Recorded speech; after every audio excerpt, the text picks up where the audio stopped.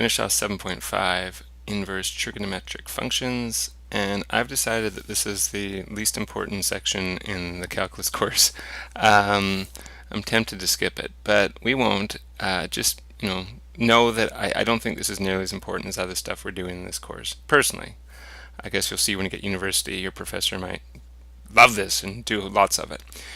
All right, what we have to do here is we have to find the exact value of the following. We have tan of inverse sine of 3 over 5. Now this looks like what we did last day, but the difference is 3 over 5 is not one of the ratios that we know. It's not in the table. So how are we going to do this? Well, you could just take your calculator and do inverse sine of this and then take tan of that answer and you've got the answer. But let's say you have no calculator. Let's say you're not allowed, because you're not allowed at university. So what are you going to do? Well, let's take a look here. The first thing you might want to look at is which quadrant we're talking about. So since it's inverse sine and it's positive, we're restricted to the first and fourth quadrants like we did last day, but it's positive, so we know it's in the first quadrant. Okay, now the first piece we want to look at is this inverse sine of 3 over 5. If we know that inverse sine is 3 over 5, that's the same as saying that sine of some angle, which we don't know, I'll call it theta right now, sine of some angle equals 3 over 5, right? Those are completely equivalent to each other. Well, with that information, we can actually draw a little triangle and say, if we look from this angle and call it theta, and sine's 3 over 5, that's opposite over hypotenuse. Opposite is 3, hypotenuse is 5, and then we can quickly get this side as well. Now, I bet by now a lot of you know this is a Pythagorean triple. You know right off the bat that how much is this? Yes, I heard some of you say it. It's 4 right here, isn't it? If you don't know how we did that, you haven't memorized that, of course, use the Pythagorean Theorem. You'd have 5 squared minus 3 squared equals, I'll call it a squared, that's 25 minus 9 equals a squared, 16 equals a squared, take the square root of 16, you get 4. So it works. So what we've set up here is the angle, theta, where sine is equal to 3 over 5, and all we need to know is what's tan of that angle right there. So tan of this angle is, well, that's opposite over adjacent, that's 3 over 4. We're done. That's your answer. It's 3 over 4. Don't believe me? Try it in your calculator and you'll see you get 0.75, 3/4. First thing I'm going to do is figure out the quadrant. So it's cosine, which means it's either first or second quadrant. Since it's negative, it's going to be in the second quadrant. So I'm going to write a statement like this. If inverse cosine is negative 1 over root 3, what that means is that cosine of some angle, which we don't know yet, is equal to negative 1 over root 3. Okay, well now we can draw our little triangle. I'll draw it as if it's in the second quadrant. You don't have to, but I'll draw it like that. So here's my theta, and cosine is equal to adjacent over hypotenuse. I'm going to ignore the negative. The negative just helped us figure out the quadrant. So adjacent is 1, and hypotenuse is root 3. Okay, let's do Pythagorean Theorem to figure out this side.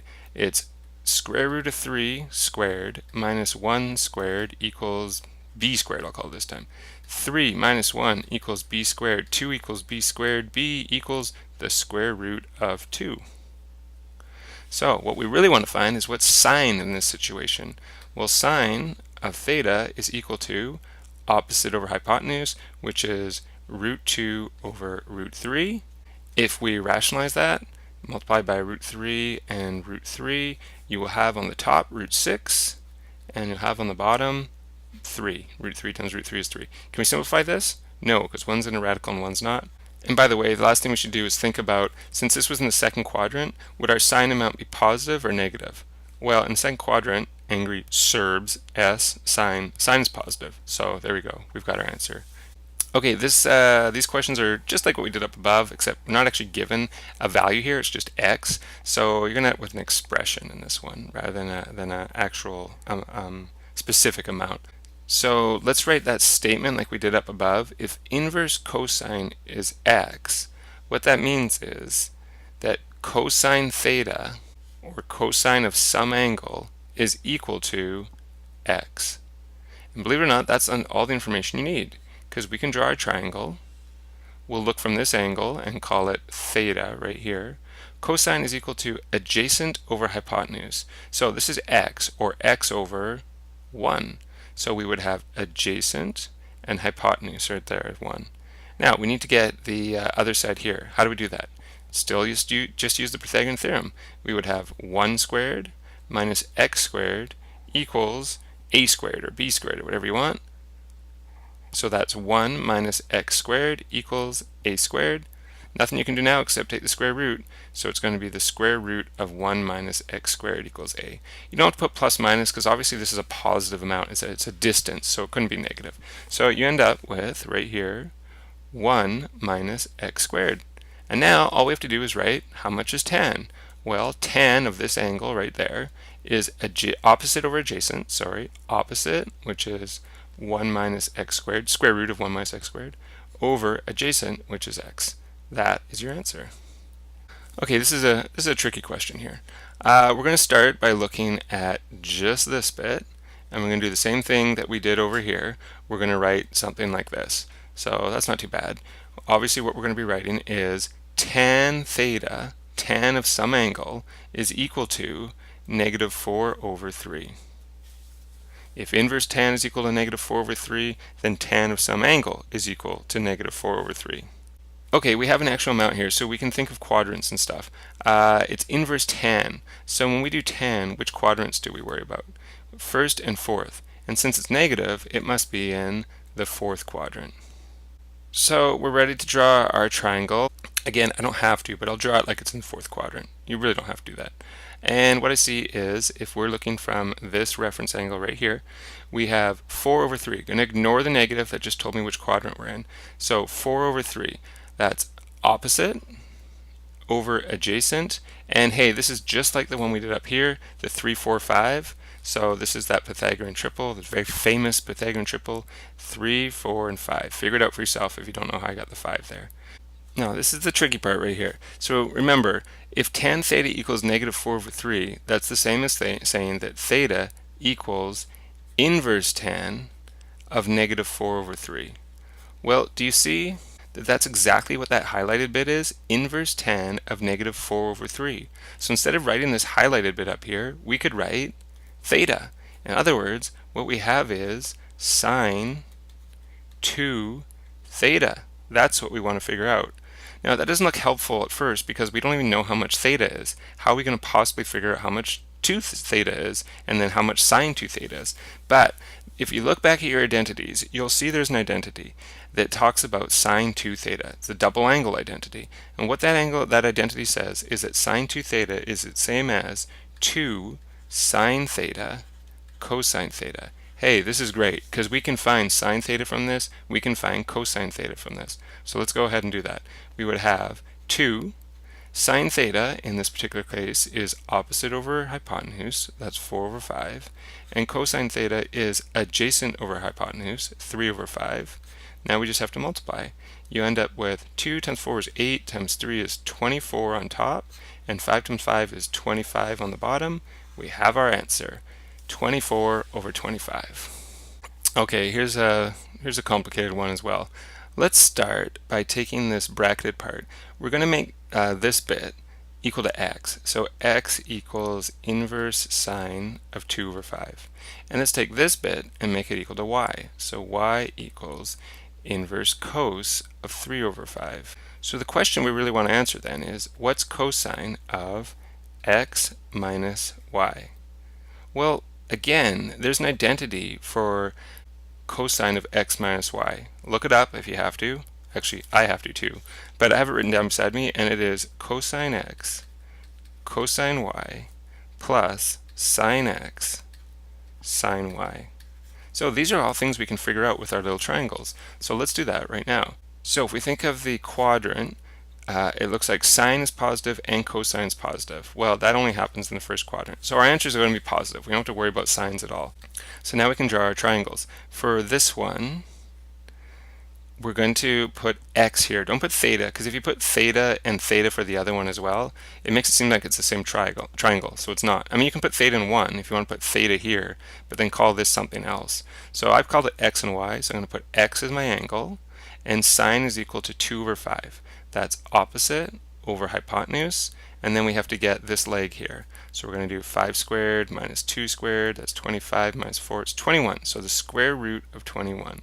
For the other one, this cosine one here, we're going to call the angle y this time. Cosine's 3 over 5, so that's adjacent over hypotenuse. Hey, great, this is that 3, 4, 5 triangle. We're good to go. All we have to do now is find out all the ratios. Cosine of x, well, here's x, and cosine is adjacent over hypotenuse. That's root 21 over 5. Multiplied by cosine of y, well, here's y. Cosine is adjacent over hypotenuse, 3 over 5. Plus sine x, back over here for sine, 2 over 5, opposite over hypotenuse, times sine y, opposite over hypotenuse is 4 over 5. So we end up with 3 root 21 over 25 plus 8 over 25. Can't really simplify that. I mean, you can put it over the same denominator. 3 root 21 plus 8 all over 25. That is our answer. Okay, last two questions have to do with domain. So it's important for these that you remember your domain for sine, cos, and tan. For inverse sine, I should say, inverse cos, inverse tan. So the domain for inverse sine, as we learned last day and have talked about today, is -1 to 1 inclusive. So what we're saying here is that for inverse sine, this x right here, in this case it's 3 minus x, but that amount, that argument, has to be between -1 and 1 inclusive. So knowing that, we can state that 3 minus x, the argument, has to be greater than or equal to -1, and 3 minus x also has to be less than or equal to +1. So these are pretty easy to solve here. We can move the -1 over, and that'd be 4, and we can move the -x over and get x. So you end up with 4 is greater or equal to x, or if you want, x is less than or equal to 4. On this one, we could move the x over and move the 1 over, and you get x, 2 is less than or equal to x, or x is greater than or equal to 2. If we put these together, we've got bigger than or equal to 2, less than or equal to 4. In other words, from 2 to 4 inclusive, or if you prefer, 2 is less than or equal to x, which is less than or equal to 4. Either one's good. I'll go with this one. The domain for cosine is exactly the same, from -1 to 1 inclusive. Incidentally, remember the domain for tan, inverse tan, is from -infinity to infinity, so you probably wouldn't have a question like this, find the domain, because almost always it would be all real numbers. Okay, so again, the argument here, the x squared minus 1, has to be greater than -1, but less than +1. So it seems like this is just like the other one. X squared minus 1 has to be greater than or equal to -1.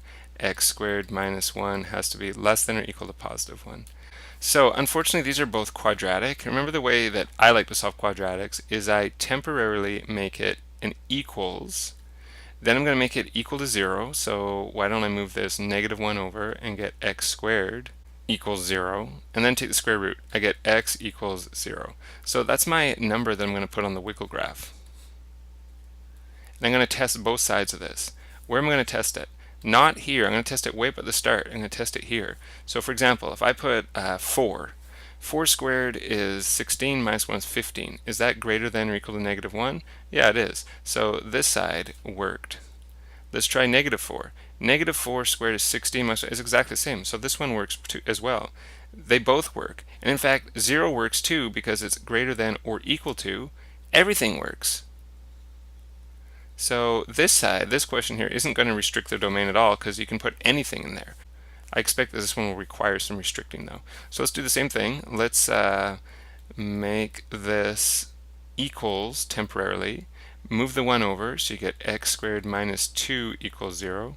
And then let's solve this. We'll move the 2 over, x squared equals 2. We'll take the square root of that, and of course we'll put plus minus. So we get x equals plus or minus root 2.